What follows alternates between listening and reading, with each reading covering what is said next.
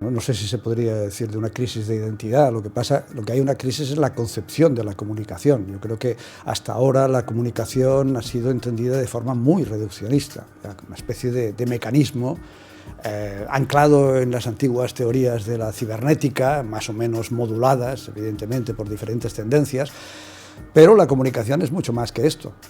La comunicación es algo básico en el ámbito humano, y donde se superaría esa crisis sería en las fronteras que separan, digamos, lo mecánico de lo ecológico. Deberíamos superar, como digo, esa especialización de la comunicación como si fuera algo aparte de otras ciencias y otros saberes, porque creo que la comunicación lo que hace es, valga la redundancia, comunicarse entre todos esos saberes, y es precisamente el puente que permite lo que sería tan necesario en la universidad, es que establecer enlaces entre diferentes disciplinas, diferentes formas de pensar, diferentes formas de conocer.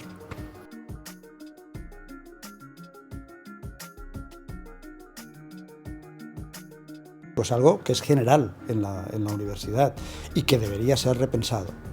Debería ser repensado desde una solución a esa concepción de las dos culturas, ¿no? Porque, en fin, no son dos culturas, es una cultura, y evidentemente una necesita de la otra. Las humanidades necesitan tener, evidentemente, un conocimiento científico, y la ciencia necesita tener un conocimiento humanista. Y lo vemos cada vez más, lo vemos en la cuestión de la tecnología, que es la esencia de la tecnología, y el problema de la tecnología no solamente en la sociedad, sino también en la propia universidad.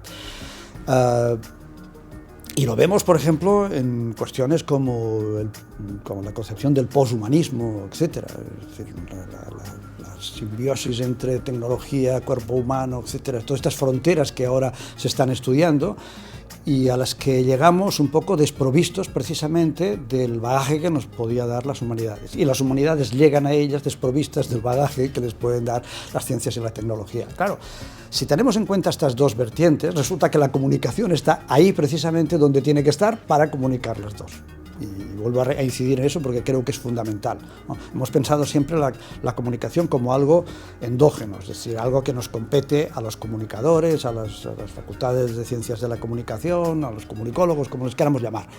Sin embargo, es algo que compete a todos los demás, y esa vocación la deberíamos desarrollar nosotros precisamente para hacer este puente entre humanidades, ciencias puras, y conseguir lo que se ha llamado ya, en algún caso, la tercera cultura.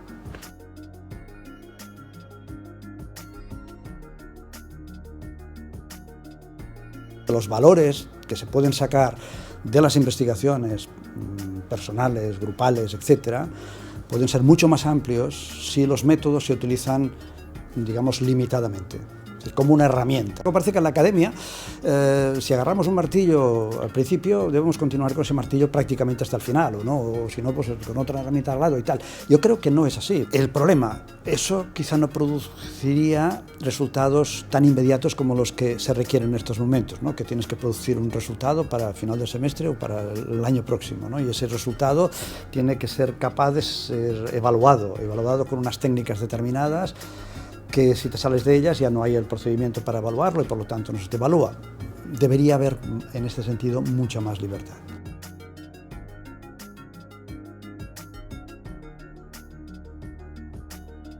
El ensayo implica pensar libremente, pero precisa de un gran rigor. Esa libertad de pensamiento, esta capacidad de poder gestionar determinadas ideas que pueden parecer dispares, determinados saberes, etcétera, etcétera, pero con un rigor muy profundo, es decir, la capacidad de explicar aquello que estás haciendo. Yo creo que el ensayo es fundamental. En la universidad debería ser fundamental. Hay tesis doctorales que precisan del sistema riguroso de la tesis doctoral, de la metodología, de las conclusiones, etcétera, etcétera, porque son de un tema que requiere eso. Pero hay otras que no.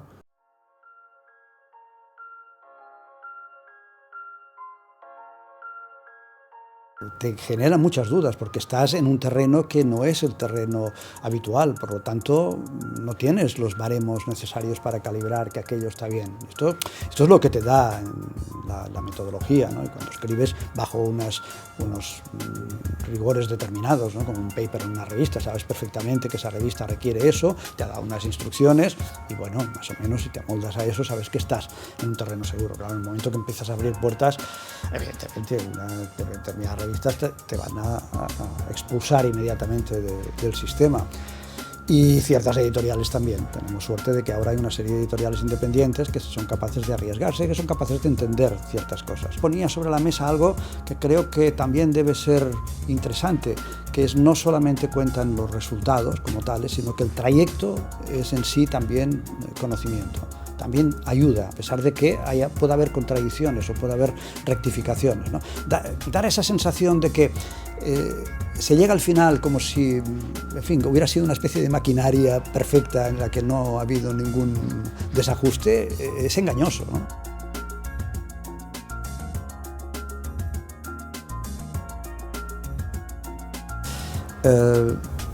Difícilmente ha habido entre digamos, la línea más o menos tradicional y conocida de los pensadores, sobre todo los pensadores franceses, que son los que han dominado hasta el postestructuralismo todo este tipo de pensamiento, ha habido una negligencia con respecto a saber lo que la imagen era realmente.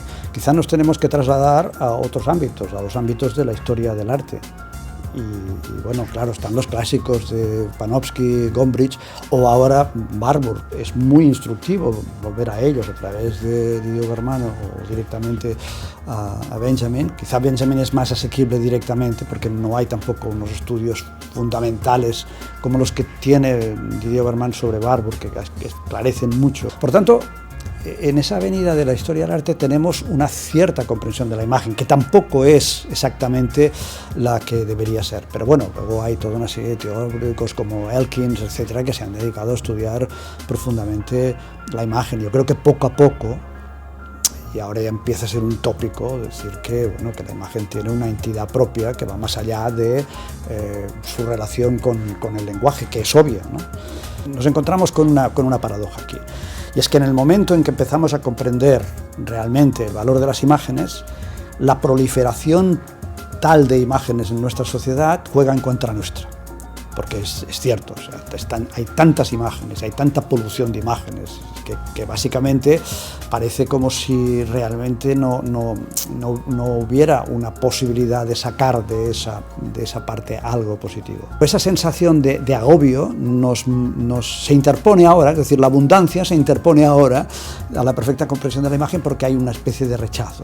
Sin embargo, es el momento en que más necesitamos precisamente introducirnos en ese campo y entender exactamente el valor de la imagen. Es decir, básicamente, yo no tengo por qué enumerar autores, pero la diferencia entre autores que entienden la imagen y los que no la entienden a pesar de que traten de ella sería aquellos que a través de la imagen buscan otra cosa y aquellos otros que se comprometen con lo que la imagen está diciendo. Entonces, a partir de ahí, evidentemente, se pueden sacar otras conclusiones, pero en la imagen hay toda una serie de elementos que no son solamente elementos referenciales, que están más allá de la imagen. Es la propia organización de la imagen. Volvemos otra vez a la concepción de ecología. Ecología dentro de una imagen y ecología de diferentes imágenes. Entonces, ahí ese trabajo es el que hay que hacer. A partir de ahí, evidentemente, puedes establecer las conexiones, pero pasar transparentemente a través de la imagen es una equivocación.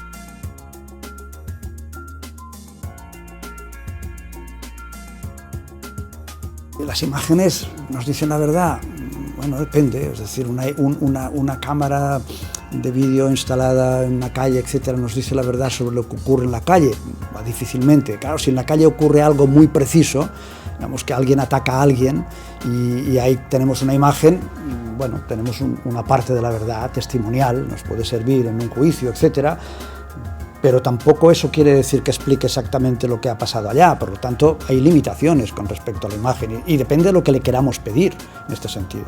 Claro, las imágenes científicas, que es un terreno muy complejo, que son muy diversas, que van desde el dibujo que podía hacer un naturalista del siglo XVII hasta las imágenes que producen las ondas espaciales ahora, pues también tienen regímenes de verdad distintos, ¿no?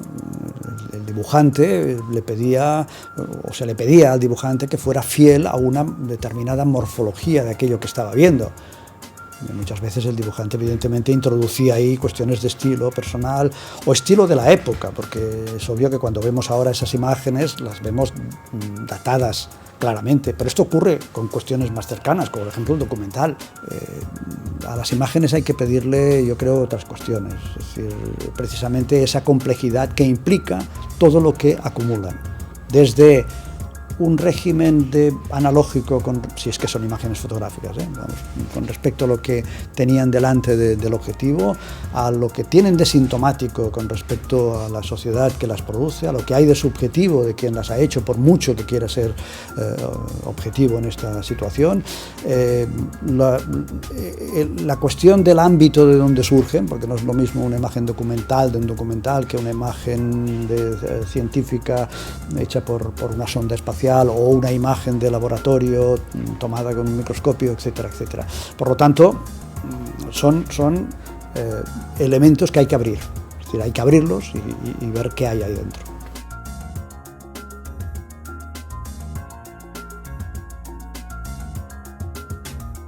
Bueno, estamos viviendo en una época precisamente desde el campo de la comunicación en la que yo creo que las conspiraciones están por todas partes. Claro, conspiración no quiere decir que 4 señores reunidos en una habitación conspirándose, no sé qué, no, significa simplemente que entre lo que se dice y lo que se hace hay una distancia. Desde el punto de vista de la comunicación había que abrir ese ámbito y no tener miedo, es decir, vamos a sospechar, porque al fin y al cabo ya hay una tradición, ¿no? La era de la sospecha empezó con Marx, con Nietzsche, con Freud. Es un germen de pensamiento para el individuo contemporáneo. Esto yo creo que Zizek lo decía, yo creo que también lo digo en el libro, decía que al fin y al cabo las teorías de la conspiración son la ideología de los pobres, ¿no? Lo único que les queda de una forma es sospechar de lo que les está ocurriendo. Podríamos sospechar de que el ámbito de las ciencias puras está instrumentalizando toda la universidad en su favor. Marcan unos baremos de excelencia, de fidelidad, de fiabilidad, etcétera, que nos constriñen a todos los demás. Por lo tanto, hombre, deberíamos sospechar de ellos, criticarlos en todo caso.